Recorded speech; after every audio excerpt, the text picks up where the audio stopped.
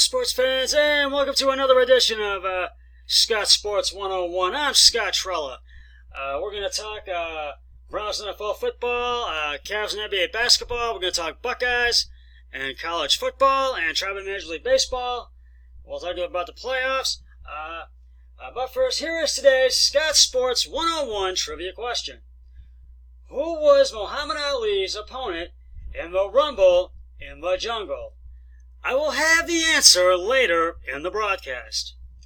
Well, the Browns had a big win over the Baltimore Ravens, 40-25 last week, and now the Browns are headed out west to San Francisco to take on the 49ers on Monday Night Football at Levi Stadium in San Francisco. And Christian Kirksey had a surgery to repair his torn pectoral muscle from his injury he suffered in Week 2 against the Jets, against the win over the Jets on Monday, which was in Week 2.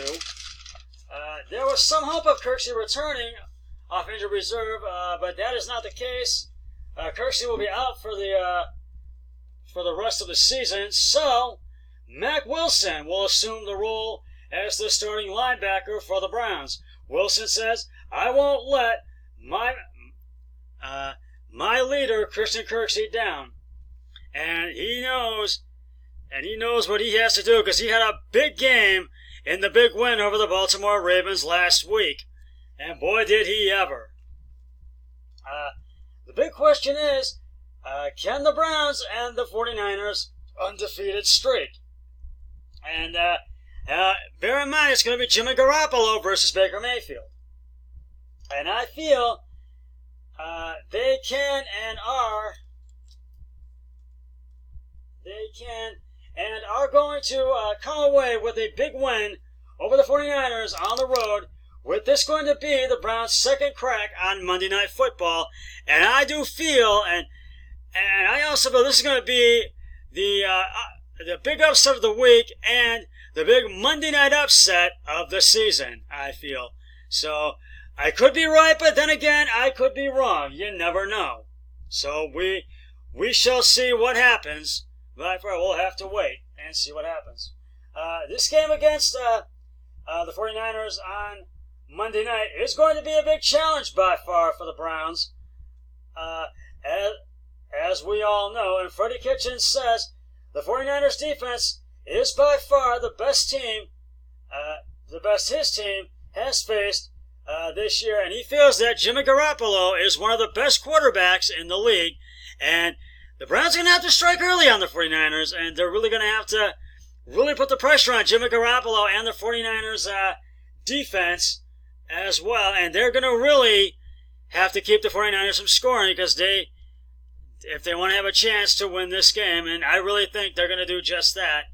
And because I think OBJ is going to have another big game, and so is Mack Wilson as well as Jarvis Landry. David Njoku and Demarius Randall are still out with injuries, besides Christian Kirksey being out for the season.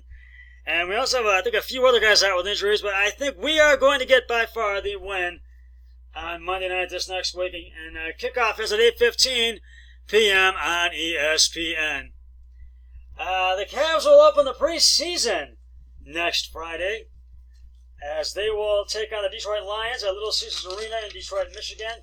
Now, keep in mind, this will be John Beilein's first time as an NBA coach in the preseason, besides his first time coaching and being an NBA coach in the regular season. He wants his team to play with efficiency and discipline because he's trying to develop winning habits, and that he says that is the goal. And if it doesn't happen immediately, he knows eventually it will. And Kevin Love has really discussed what he likes about Cavs' new head coach, John Beilein, and he likes that they want to play with discipline and efficiency. And so they're going to be testing these guys to see who will get to make the starting lineup roster for the Cavs this upcoming season. So you can expect all the guys, most of the guys to really get starts to get a lot of playing times and playing time, and most of the Cavs draft picks to get rookie draft picks to get playing time as well. And tip-off is at 7 p.m. next Friday on Fox Sports Ohio. The undefeated 5-0 Ohio State Buckeyes will attempt to remain undefeated and try to go to 6-0 as they will take on the Michigan State Spartans at home at Ohio Stadium in Columbus. Head coach Ryan Day says he feels the Buckeyes defense passed the test against Nebraska last week and had a great game and performance in the 48-7 blowout over the Cornhuskers. Now the Buckeyes offense is ready to be tested by the Michigan State Spartans. And the offense is going to have a big job against Michigan State. And they are 4-1, but they're going to really have to strike early against Michigan State. And I feel they're going to have to really put the pressure on them early and not let up. And they're going to have to really show Ryan Day they can pass that, the offense can pass the test. Now, I feel the Buckeyes will get the win in this one. And I'm going to say the Buckeyes by a touchdown. And maybe right, maybe wrong. I'm going to say 27-21. I'm going to say that. I'm going to make it close. And tip-off is on Saturday night at 7:30 on ABC because we are the college football game of the week. The Saturday night college football game of the week, as I have just indicated.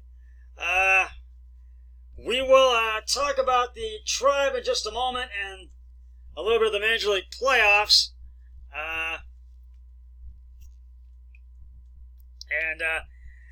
But first, it is now time to reveal the answer to today's Scott Sports 101 trivia question. Who was Muhammad Ali's opponent in the Rumble in the Jungle? And if you said George Foreman, you are correct. The Rumble in the Jungle was a historic boxing event in Kinshasa, Zaire, now Democratic Republic of the Congo. On October 30th, 1974. It pitted undefeated heavyweight champion George Foreman against former champion Muhammad Ali. Ali won by a knockout in the 8th round. And I'll have another trivia question on my next broadcast, so stay tuned for that. Well, for the first time in 4 years, the Tribe did not make the playoffs. But they made a good effort, though, despite the fact they had a lot of injuries. And that included Corey Kluber, who was out with an injury, and Carlos Carrasco, who was battling leukemia and other injuries as well. But the Tribe is exercising Corey Kluber's $117.5 million contract option for 2020, and I do believe that they will pick it up and re-sign it. I think that's going to happen during the off-season, and I do feel that they need to re-sign Francisco Lindor to a long-term contract. I feel that's a must, and that needs to be done. And they will not pick up Jason Kipnis' contract or David Arturo's contract, as they will prepare to hit the free agent market during this off-season. And you can be sure the Tribe will make some moves during this off-season. And Francona says Corey Kluber will be back. Hopefully will be back with the team next year, and we will see the Corey Kluber that we all have known in the past, and hopefully he will have another year like the one he had last year and the first few games of this season. So hopefully he will have a better year next year. Now, getting back to the Browns game Monday night, the Browns and Niners matchup Monday night, I feel that now, the last time the Browns beat the 49ers was in, I believe, 92 or 93. And this we have Bernie Kosar, and that was the first time we'd ever beaten the 49ers. And I really thought that was a big win back then. And hopefully we can duplicate that. And I think we're going to beat the 49ers this time, because I feel we beat the Jets on Monday night, And we're going to want another big one on Monday night, the second time around. And I feel that's going to be the case. I really think Freddie Kitchens knows his offense and defense are going to be ready to go up against the 49ers offense and defense on Monday night. Now, what do you think? We're 2-2 right now. What do you think of the Browns' performance these first 4 games, this first quarter of the season? Despite the loss in Week 1 and the loss in Week 3. Despite them. I mean, granted, it's taken a few games for it to gel, but this time, in the win against the Baltimore Ravens, the Browns defense really took a step in the right direction and is slowly beginning to really come alive and to gel. And I really think that's going to happen as the season wears on. And I feel the Browns are going to make the playoffs by far because we are right now in first place in the AFC North Division. And I feel we're going to get the win over the 49ers Monday night and go 2-3-2. Well, that's just about going to wrap it up for this edition of Scott Sports 101. And I will be back tomorrow for the Scott Sports 101 Thursday Night Football pregame show when the Seattle Seahawks will take on the LA Rams at CenturyLink Field in Seattle.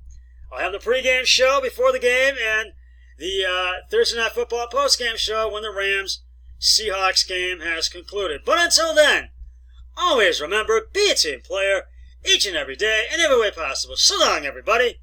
3, 2, 1, I'm done.